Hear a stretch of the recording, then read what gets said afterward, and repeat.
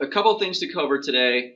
Some of which will be a little bit of review recap from the last couple of days as far as naming basic ionic compounds. And then we're going to introduce some terminology that is, some of it is related to the stuff we've already done, but we're going to define some terms that go with it that we haven't used necessarily before.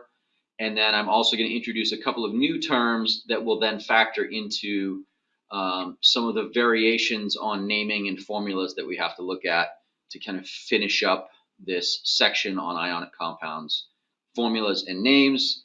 And as it says here, we're going to spend time practicing going from the names to the formulas and the formulas to the names. So translating in both directions, some of which you've already done with the sort of standard binary ionic compounds, they're called, right, where there's just two elements and the elements only have one charge that they typically have.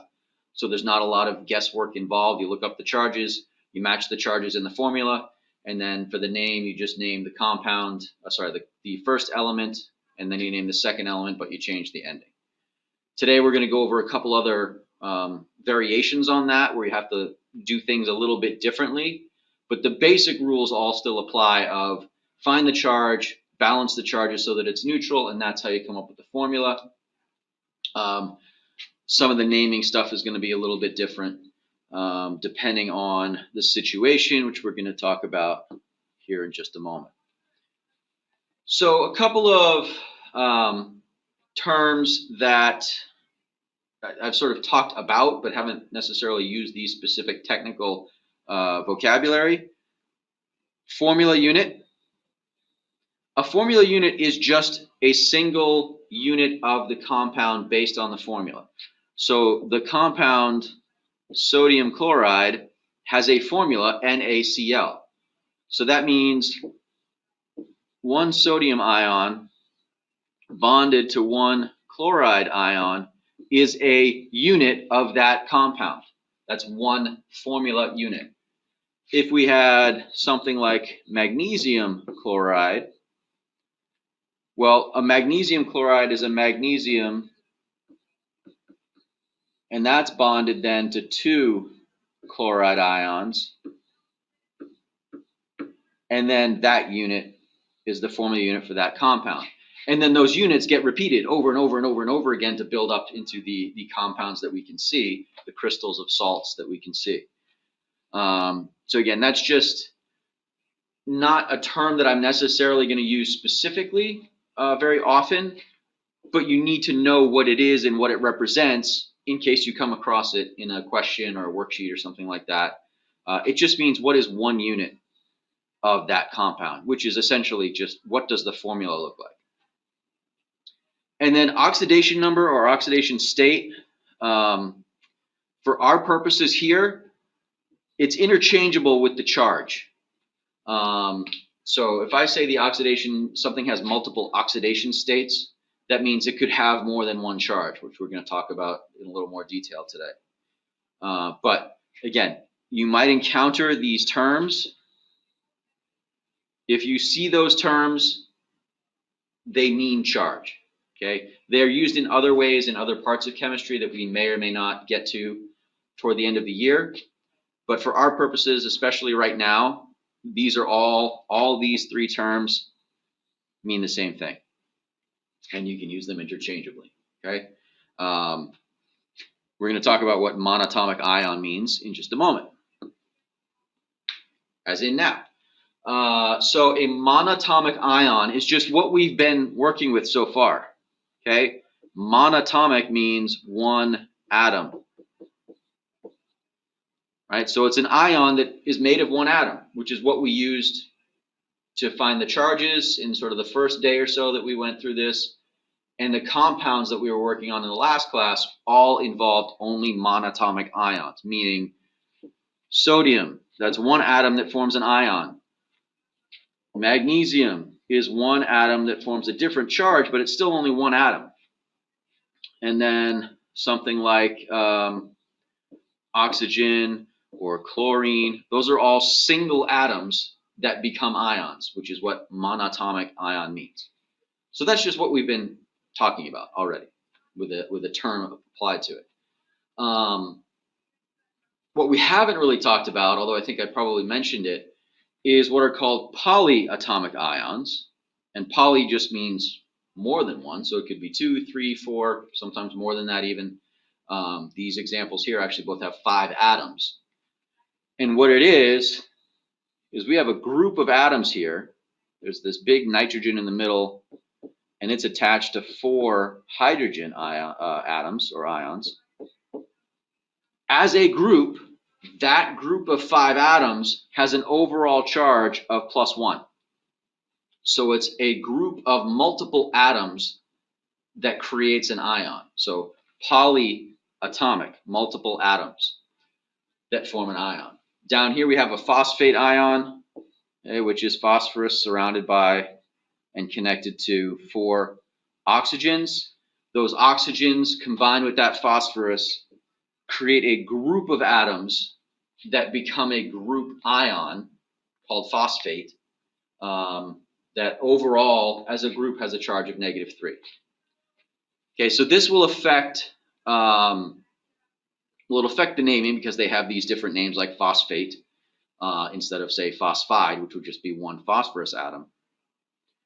And it also factors in when we're doing the formulas. There's a couple things we have to be aware of and that we have to do specifically when we're using polyatomic ions. So we're going to work our way through that, as well as the oxidation numbers, which I mentioned in the last slide. Here's a list. You do not need to memorize this list or any part of it. There's a couple of these that you will probably get to know because you see them a lot. In particular, ammonium, nitrate, hydroxide,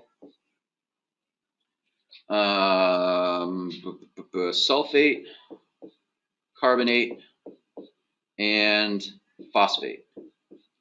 Those 6 are pretty common, and especially like in examples, these are used all the time. So you will probably get familiar with at least some of these. I'm not going to ask you to memorize them. I'll give you like this chart or an abbreviated version of this chart, because a lot of these we'll never use. Not that they're not important, but we just won't use them in the examples that we have. Other ones that you'll see or might see: cyanide, nitrite, acetate, sulfite. Maybe permanganate, but those are less common. I think a couple of these might be in the examples that we're coming up to in a minute. But again, they're not as frequently used. And then the rest of them, like I said, we probably won't use any of these other ones in any of the work that we're going to do. But they're out there, and just to give you an idea that there's a lot of them. One thing I'll point out, ammonium is the only positively charged polyatomic ion. Okay, so when we talk about looking at the formula and finding out a polyatomic ion is in there, if the formula doesn't start with NH4, then that tells you that any polyatomic ion in that formula has to be a negatively charged ion. And I'll show you what I mean when we do the examples in a few minutes. I guess the other thing I'll point out is that many, not all, but many of these ions have this ATE or ITE ending. Nitrite, nitrate, sulfite, sulfate, phosphate, permanganate, and so on. They don't all have that, right? Obviously, ammonium doesn't have an ITE. Cyanide, hydroxide, they don't have ITE or ATE endings. So it's not, if you don't have that ending, that doesn't mean that you don't have a polyatomic ion. But in the reverse, if you do have one of those endings, whether it's ITE or ATE in a name, that always means there's a polyatomic ion. Okay, so just, I don't know how best to say that. These 2 endings are always polyatomic ions, but they're not the only endings on polyatomic ions. Hopefully that makes sense. But we'll see some examples again in a couple of minutes. Nomenclature, right? Chemical nomenclature, just like in biology, there's a nomenclature system for organisms, using terms from Latin and things like that. And nomenclature just means a naming system, right? There's these sorts of things in all kinds of fields of study or history, right? There's naming conventions in certain cultures where the name tells you something about the family history and things like that. It's just a system for naming stuff. In this case, a system of naming compounds. And depending on how you want to think about it, there's nomenclature over all chemistry, and then underneath that kind of umbrella, there's a nomenclature for ionic compounds, a nomenclature for covalent compounds. There's another whole thing for organic chemistry, which is really, really different from anything we're going to do. I have a book somewhere called Learning Organic Chemistry as a Second Language, because that's kind of what it's like. There's all sorts of rules to it in terms of naming stuff. We're not going to go down that road. There is an organic chemistry course that they're starting up. So, if you're really interested in something like that, take a look. For the purposes of what we're doing, though, we've already done the basics, which I'm going to repeat here. Some of this stuff, like I said, is review. We always do the positive, the cation first, followed by the negative, the anion. So it's always positive, negative, which when you're looking on the periodic table, for the most part, is how the ions are going to appear. The metals are on the left, the nonmetals are on the right, positive, negative, left to right.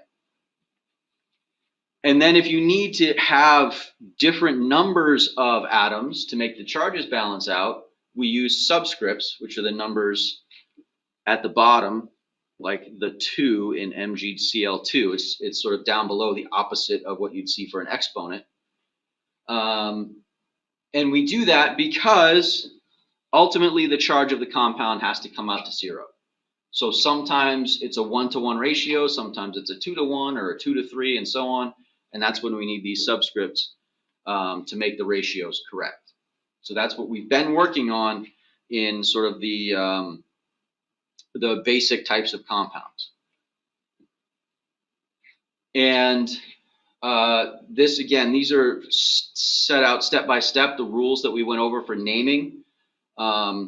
If both the positive and the negative ion are monatomic, meaning they're just made of one atom, which is what we worked on last class, then you just take the name of the first element, and then you take the name of the second element, and you change its suffix or its ending to IDE. So sodium is the name of that element, Na. Cl is chlorine, but in the compound we change it to chloride. So again, when we're talking about basically anything except NH4, which is ammonium, the first part of the name is always going to be just the name of an element. That's true even with the transition metals, which we're going to talk about in a second, where we do have to do a little bit something different with the name, but the first part of the name is still going to be the name of that element. So again, unless it's ammonium, the first half of the name is just the name of that first element. The second part depends on whether it's an element or a polyatomic ion. If it's an element, you just change the ending to IDE. And if it's a polyatomic ion, we'll talk about what you do here in just a minute. So I'm going to just move on to the oxidation states. So this is where we get into those elements, for the most part, that are in the middle part of the periodic table, which I keep skipping over because they're a little bit unusual in a lot of ways. Even though most of the elements that we think of and we're familiar with, like iron, gold, silver, things like that, they're all in that middle part. Their properties are different in some ways than the other elements. For example, iron has multiple oxidation states. It's 2, but it's more than 1. Right? Sodium is always +1. Aluminum is always +3, and magnesium is always +2. Those only have one oxidation state that we need to worry about. But iron very commonly can be either +2 or +3. So when we are using that in a name, and I think I mentioned this last time, if I just write iron oxide the name doesn't tell me which oxidation state I'm talking about. Because iron can do +2 or +3, and both of those things can combine with oxygen, but it's a different ratio depending on which one we're talking about. So we need some way of determining which of these two oxidation states that iron atom is going to take. So here's what we do. We use Roman numerals in the middle of the name. So the first part of the name is still the name of the element, iron. So we don't change anything there. But when it's one of those transition metals, we include a bit of additional information, which is the Roman numeral in parentheses that indicates the charge. So very important distinction. The number, the Roman numeral, is not the number of iron atoms in that formula. It's the charge of the iron atoms in that formula, or the iron ions, rather, in that formula. So it's saying that in this iron oxide,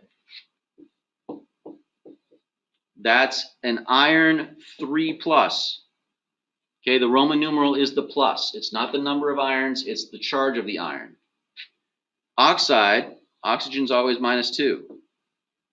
So then when I do the formula, now I know that I'm going to need a 3 and a 2 to make it balance, because that gives me +6 and -6, which is how I get it to cancel. When it's iron 2 sulfide, sulfide is a -2. The Roman numeral 2 tells me that this iron is a +2, so they cancel each other out, so I just have FeS, iron sulfide. If you're not super familiar with your Roman numerals, 1, 2, 3, those are the ones that you'll use the most, right? Just 1, 2, 3. And then you have 4, 5, 6, 7. Those are the ones that you might need occasionally. 1, 2, and 3 are by far the most often used, but you will see the others in some cases. There are some of these elements that can have it. We haven't talked about really what happens. Can you have more than a +3 charge? You can. You can have up to a +7 even, but it comes from those elements in the middle of the periodic table, and they have those D and F orbitals that sometimes the electrons move around in different ways than we're used to. But 1, 2, and 3, you should really, really know. And then the others, if you're not familiar with them, just kind of take a little time here and there to learn what those look like, so you know which numbers they are. All right. So as an example, how do I know, right? In the last slide, I showed you the formula and I showed you how it would be named. But what if you have the formula and I need to write the name? And it's iron, which I know I need a Roman numeral because I know that's one of those elements that's different. It can have 2 different oxidation states. Well, I don't know what the iron is, but I know that according to the formula, there's 1 of them in each unit. I also know that there are 3 chlorines in each unit. And I know that the chlorine is not variable, right? Chlorine is always -1. So -1, -1, -1, the total negative in each unit is -3. So if the rule says it has to be neutral, that means the total positive charge in the unit has to be +3. So I'm kind of working my way backwards from the negative charge, which is always, those negative ions are always the same. What's the total negative charge? The opposite has to be the total positive charge. And since there's only 1 iron to make the +3, it means that iron has to be a +3 ion. Iron ion. So then when I write the formula, or sorry, when I write the name, it's iron 3 chloride. Again, remember the number in the middle. The number in the middle is the charge, not how many there were in the formula. So it's not iron 1 chloride. because that would say that it's iron with a +1 charge, which is not what it is. So the number in the Roman numeral gives you the charge. That's where that 3 comes from. Okay, so I just want to look at polyatomic ions really quickly, and then I'll show you a couple more examples, and then I'll let you get started on the Edpuzzle worksheets for today, or homework. When the compound contains a polyatomic ion, first question, how do I know? You know by counting up the capital letters. Every capital letter in a formula represents a different element. If there are more than 2 capital letters, then automatically you have a polyatomic ion. Okay, in this case, there's 3 capital letters, which means there's 3 elements in the compound, so one of these has to be a polyatomic ion. And remember I said, if the start of it isn't NH4, then it's the negative side that's a polyatomic ion, which means the first element is just an element by itself, in this case sodium, so you would just write that name, just like we would for sodium chloride or anything like that. So then that means I have this OH here that has to be a polyatomic ion because sodium is an element, which means the other 2 are the polyatomic ion. So I would go to that list and I would say, okay, which of these polyatomic ions is OH? And I would see that that is called hydroxide. So you just take the name of the element, that's the first part, take the name of the polyatomic ion and just write it down, don't change it. This one has the IDE ending already, but even if it didn't, if it says phosphate, write phosphate. Don't change it to phosphide. That makes it something different. So this is why I say, as far as the naming goes, yeah, you got to go look it up. But once you've looked it up, you just write it down. You don't need to think about, well, how do I change that ending? Don't change it. Just write it down. So sodium hydroxide is the name of that compound. The only trick with polyatomic ions comes when you need a different ratio. So in the first one, in sodium hydroxide, sodium is a +1, hydroxide as a group is a -1. So they cancel each other out. So I just have NaOH. But in this compound, I've got calcium, which was a +2, and then hydroxide, which is a -1. So when I write the formula and I do the switch here, the Ca has a 1, which we don't put in the formula. The OH has a 2. But because the OH is a special group of atoms, I have to group them, just like you would in math. If you need to group a set of variables or numbers or whatever it is, you put them in parentheses to group them together so that the function works. The same thing is true here in these formulas. When I have a group of atoms, I have to put them in parentheses, and then if I need a subscript, I put the subscript outside, because I'm not allowed to change the formula of the polyatomic ion, right? CaOH2 is not the same thing as Ca parentheses OH2. And it's also not the same as CaO2H2. Again, I can't change those subscripts in the formula, in the polyatomic ion. I'm going to show you a different example in a minute, because I wanted to show you this to show you how to group them. And that's also true if the polyatomic ion itself has subscripts in it. You can't mess with those. So let me show you another example. CaSO4, how do I know what this is called? Well, first of all, there's 3 elements. So I know that there's a polyatomic ion. The first part is not NH4, which means the first element is the positive element. That's calcium. So I'm going to write that down as part of my name. So that means that the SO4 is the polyatomic ion, and if you look that up on the chart, it's called sulfate. So now to finish up, I just write them down. Calcium sulfate, done. Don't need to change anything or do anything.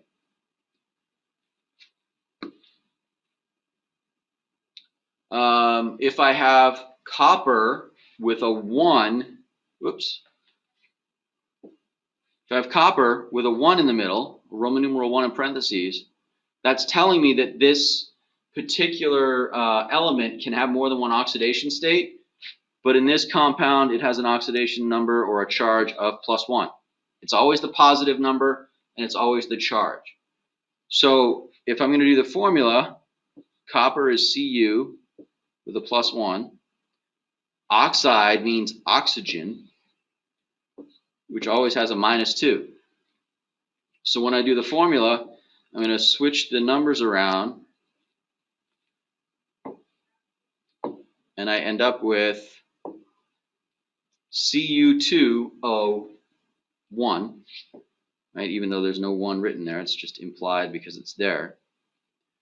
So Cu2O is the formula here.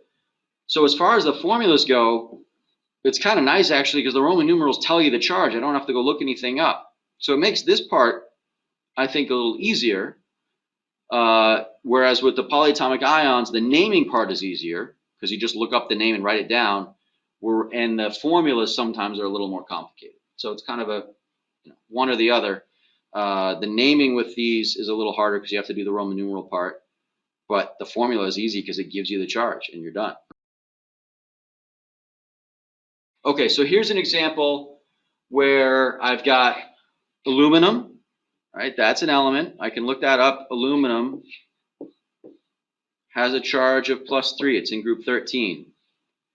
Carbonate, right? The fact that it says ATE at the end tells me that's a polyatomic ion. I got to go look that up. You look up carbonate, and it is CO3, has a charge of -2. So if I write these into a formula, I take the 2 from the carbonate and I put it next to the aluminum. I take the 3 from aluminum and put it next to the carbonate, but I have to kind of protect that group by putting it in parentheses. So it looks like at the end, Al2 parentheses CO3 close parentheses 3. It's saying that there are 2 aluminums. Each one has a charge of +3, so that's a total of +6. And the CO3 has a charge of -2, but the parentheses with the 3 on the outside means there's 3 groups of carbonate, which gives me a total of -6. -2, -2, -2. So that's how I balance it. It takes 2 aluminums and 3 carbonates to get the charges to work out. But I can't just say, oh, I need 3, so it's just CO3. Nope, CO3 is a unit.